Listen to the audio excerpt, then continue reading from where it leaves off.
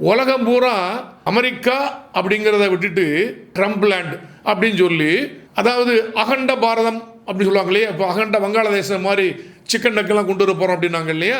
அதே மாதிரி அகண்ட அமெரிக்கா எங்கள் செக்யூரிட்டியை முன்னிட்டு வேணும் அப்படின்னு சொல்லி உலகத்தில் எந்தெந்த நாடுகள்லாம் வேணுமோ அப்புறம் எனக்கு வேணும் அப்படின்னு சொல்லிட்டு இருக்கிறனால ஒரே வெப்ப அலை இந்த தேவோஸ் மாநாட்டில்.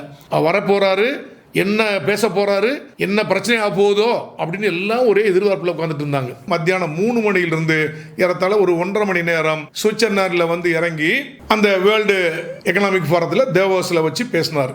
பாருங்க, எல்லாருக்கும் கோபமாக இருக்கனால ஏர்போர்ட்டில் போய் யாருமே ரிசீவ் பண்ணலை. பெரிய ஒரு ரெட் கார்பெட் போட்டிருக்காங்க, சிவப்பு கம்பளம், தனிமையில் நடந்து வந்துட்டு இருக்காரு. அந்த வீடியோ பார்த்தா நமக்கே பாவமா இருக்குங்க. அவங்க செக்யூரிட்டி ஆஃபீஸர்ஸோட உள்ள வந்து தேவாஸில் அந்த மீட்டிங் ஹாலில் வந்து உட்கார்ந்து நேற்று பேச ஆரம்பிச்சிட்டார். அந்த நடந்து வரும்போது அவருக்கு அவமானம் இழைக்கப்பட்டிருக்கு என்பது அவர் முகத்தில் தெரியுது, ஒரு கோபம் தெரியுது. ஆனாலும் ஒரு சிங்கம் மாதிரி 6.25 அடி உயரத்தில் அப்படியே அந்த மீட்டிங், நான் தான் உலகத்தில் மைட்டி சிங்கம் அப்படிங்கிற மாதிரி அவர் நடந்து வந்தாருங்க.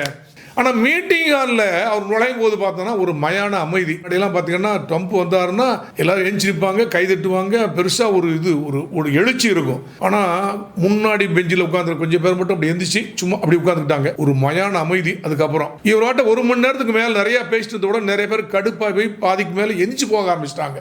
இதெல்லாம் பார்த்த உடனே இவருக்கே ஒரு மாதிரி ஆகிப்போச்சு. இவர் என்ன பண்ணாரு, இப்படி முதல்ல ஆரம்பிச்ச ஒரு கூட்டம் நல்லா இருக்கும்போது ஆரம்பிச்சார் அப்படியே ஒரு மிரட்டல்.